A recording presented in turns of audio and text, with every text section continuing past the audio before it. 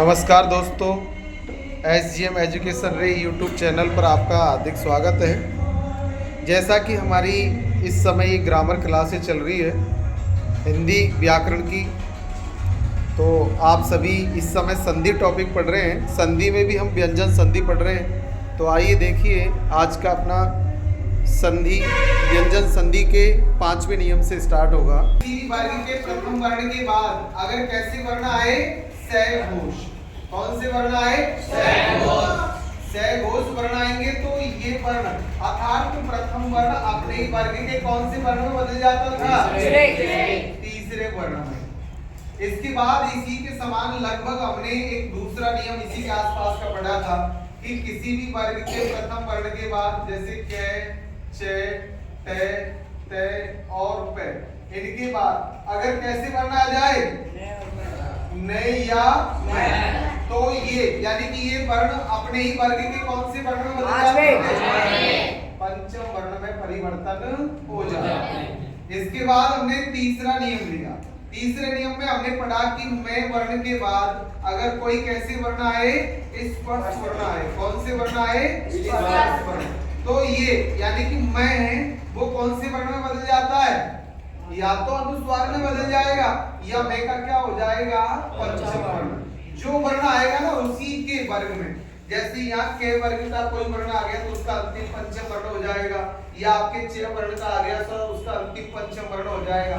मैं के साथ स्पर्श वर्ण की ये कंडीशन है। लेकिन अगर मैं के साथ स्पर्श वर्ण नहीं आकर कौन से वर्ण आ गए? अंतस्थ आ गए।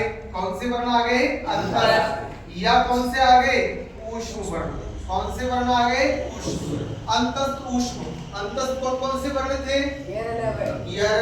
और ऊष्म कौन कौन से थे? स। इनके साथ अगर मैं का मेल होता है तो मैं का क्या हो जाएगा? मात्र क्या होगा? अनुस्वार वर्ण। ये केवल किस में बदलेगा? अनुस्वार। इसका परिवर्तन केवल किस में होगा? अनुस्वार में। तो ये हमने 4 नियम आगामी यानी पिछली कक्षाओं में अपने देख लिए हैं। तो आपने देखा अंतस्थ वर्ण मैं के साथ आते तो इसके हमने लिए थे जैसे आपके संयम है, इसके बाद जैसे संवर्धन है, इसके बाद आपके संवाद है, इसके बाद संलाप है। ऐसे हम कई सारे एग्जाम्पल देख चुके थे। संशय, इसमें संसार, संहार, ऐसी शब्द थे। इनके साथ हमने देखा कि सभी में क्या लगा हुआ है? अनुस्वार। सभी शब्दों में क्या लगा हुआ है? अनुस्वार।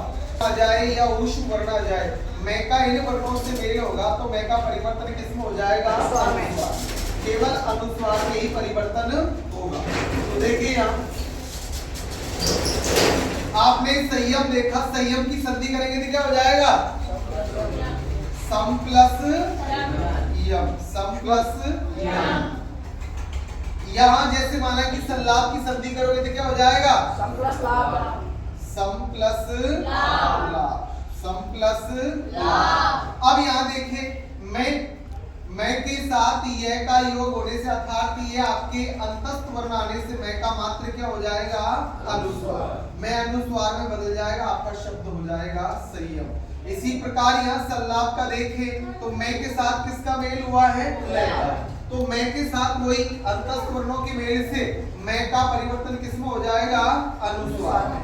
मैं बदल जाएगा अनुस्वार में, आपका शब्द बन जाएगा संलाप। इसी प्रकार किसी भी शब्द का करें, जैसे इसका करेंगे तो क्या हो जाएगा? सम प्लस वर्धन, सम प्लस वर्धन। तो यहाँ आपके देखिए मैं के साथ वह का मेल हो रहा है तो मैं किस में बदल जाएगा?